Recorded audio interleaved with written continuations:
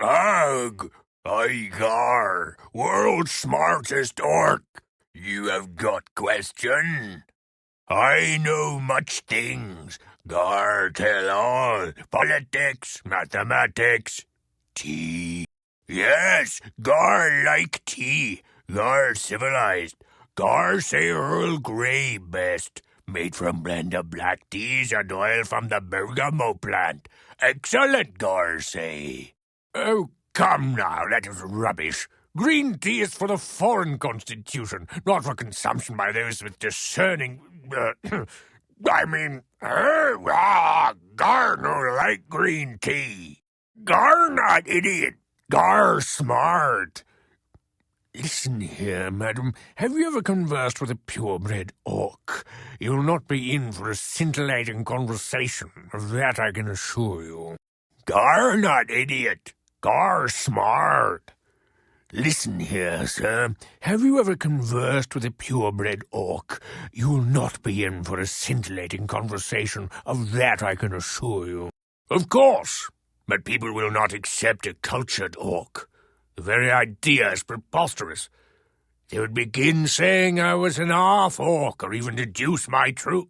what I meant to say was... It is more effective showmanship for me to appear every bit the orc and to say brilliant things. Garfield Thelonius Remington III, of pure human stock at your service. I am not orc at all. Well, one can assume that somewhere in my lineage there exists orc blood simply from looking at me.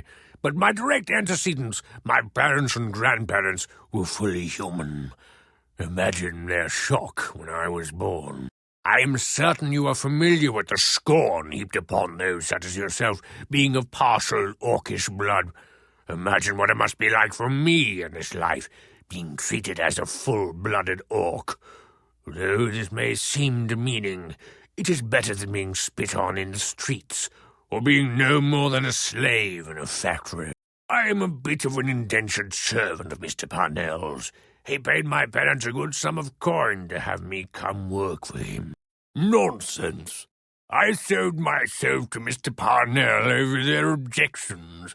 They were treated with scorn and derision because of me. My father lost his employment, his reputation, and his social standing. But even then they would do nothing but love me as their son. The coin I received from Mr. Parnell has given them a comfortable life and rescued them from the poverty I caused. I will most likely stay here for the remainder of my existence. I have nothing else to do with my life. It's not so bad, actually. The only dreadful aspect of this existence is the sheer boredom. You cannot imagine the idiocy of the common folk I must contend with on a daily basis. I appreciate the offer, but you have too large a group. I do not like crowds.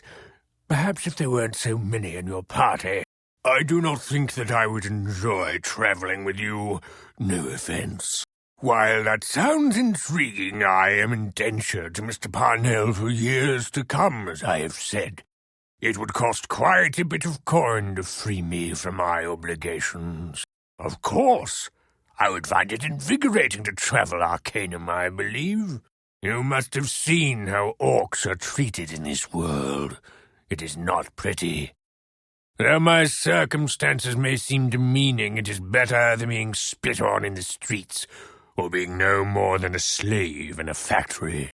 Ugh! GAR no like green tea. Good for foreigner, not gentleman. No.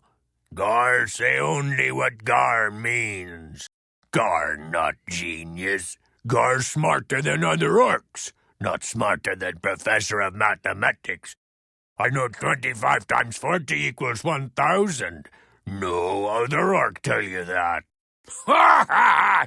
You smart. Now you understand. GAR world's smartest orc.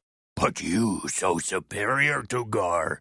You have human blood. You smart.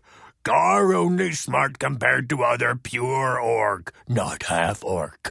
Oh, please. A fruit fly is more intelligent than you could ever hope to possess, my dim-witted friend.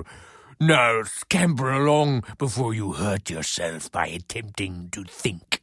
Tarrant, foremost representative democracy in Arcanum. Chairman Willowsby try-align Tarrant with Caledon, cause him much trouble. Councilman Braith call for him to step down. Us invade Caledon. He no like Caledon because it monarchy. Main question be, can democracy join with monarchy and not destabilize? Cumbria kingdom dying. Refuse all technology. Lose all provinces. GAR think King Praetor stupid. Other places side Caledon or Tarrant. Few try be alone. Nonsense. I sold myself to Mr. Parnell over their objections. They were treated with scorn and derision because of me. My father lost his employment, his reputation, and his social standing. But even then, they would do nothing but love me as their son. The coin I received from Mr. Parnell has given them a comfortable life and rescued them from the poverty I caused. You may believe what you wish. I believe you are a brain-damaged, ignorant fool. Your pathetic ignorance has cost you your life, harlot. Your pathetic ignorance has cost you your life, swine. How does the day find you, fair lady? How does the day find you, good sir? I don't approve of the way you treat people. I suppose I can forgive your actions. Okay, then. I will do it. Goodbye, madam. I thank you for returning my freedom to me. Goodbye, sir. I thank you for returning my freedom to me. I'll be waiting here for you to return, madam. I'll be waiting here for you to return, sir. I'm ready to follow you, madam. I'm ready to follow you, sir. Yes, madam. What would you have me do? Yes, sir. What would you have me do? What can I answer for you? Of course, madam. Of course, sir. What would you ask of me, madam?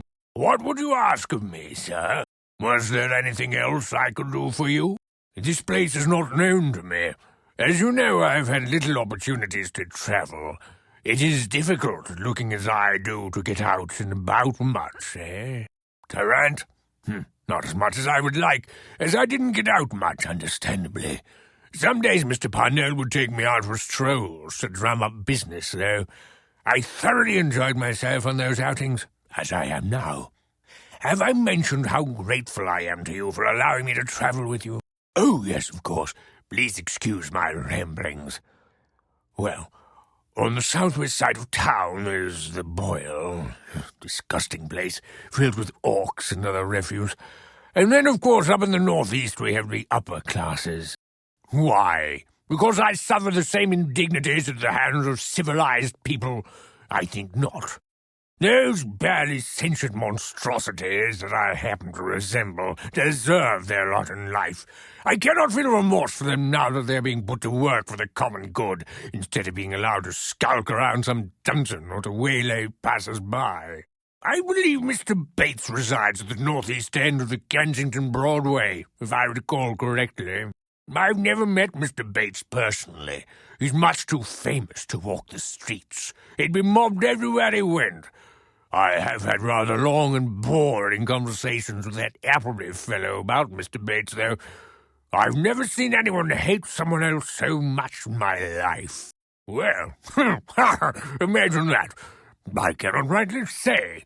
After the long, tedious hours I've sat and listened to him drone on, I still cannot tell you exactly why he hates Mr. Bates.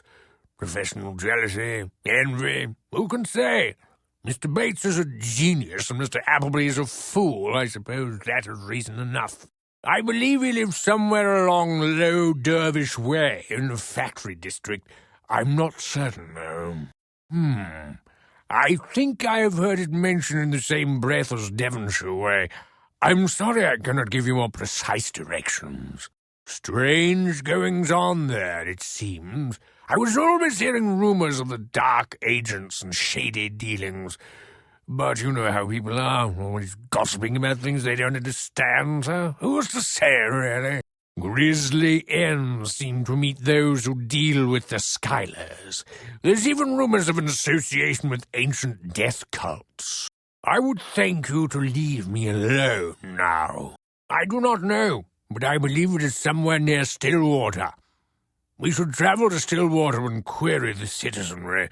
Someone there must know where it is, I would assume. Majestic Caledon, the longest-standing monarchy in all of Arcanum. The Farads have ruled over their prosperous kingdom for over 1,000 years. They've managed to maintain their prosperity by being open to changing with the vagaries of the day. They embrace both magic and technology. Alas, poor Dernelm, once home to the legendary Dragon Knight, it has fallen on hard times since Praetor became king some 60-odd years ago. He despises all technology, and I think he's recently become sour on magic as well. Kintala, city of the air in the old elven tongue. Oldest elven city in all of Arcanum. Well, I wouldn't say I'm fluent in it by any means, but I've picked up a few things over the years. Stillwater is home to the cult of Gestiana. Bunch of sexual deviants, if you ask me. Rotting around like farm animals, copulating with strangers. Disgusting. The whole festival celebrating their goddess is simply an excuse for a giant drunken orgy, if you ask me. I'm sure I don't know. Why are you so interested in it, pray tell? I'm simply flabbergasted, madam. To have thought that someday I would be standing in Tula, fabled city of the Majors. All I know of this place is its fabled riches, both in knowledge and artifacts, and the fact that most believe it is a legend. I'm simply flabbergasted, sir. To have thought that someday I would be standing in Tula, fabled city of the Majors. All I know of this place is its fabled riches, both in knowledge and artifacts, and the fact that most believe it is a legend. This island has been a penal colony for a century at least, though I'm not sure when it was actually first put to use in this manner. There is some sort of inexplicable field surrounding the island that makes teleportation off it impossible. A very important feature in a penal colony, say what? Not much is known about this place, except for the preponderance of monstrous beings that reside here.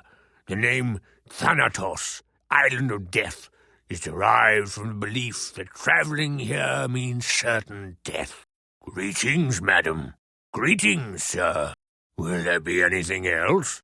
And I still will, if your situation reverts to what it was when you asked me. Until then, I will be waiting here. I appreciate the offer, but you are a bit inexperienced for me to put my life in your hands. I hope I've not offended you, good woman. I appreciate the offer, but you are a bit inexperienced for me to put my life in your hands. I hope I have not offended you, good sir.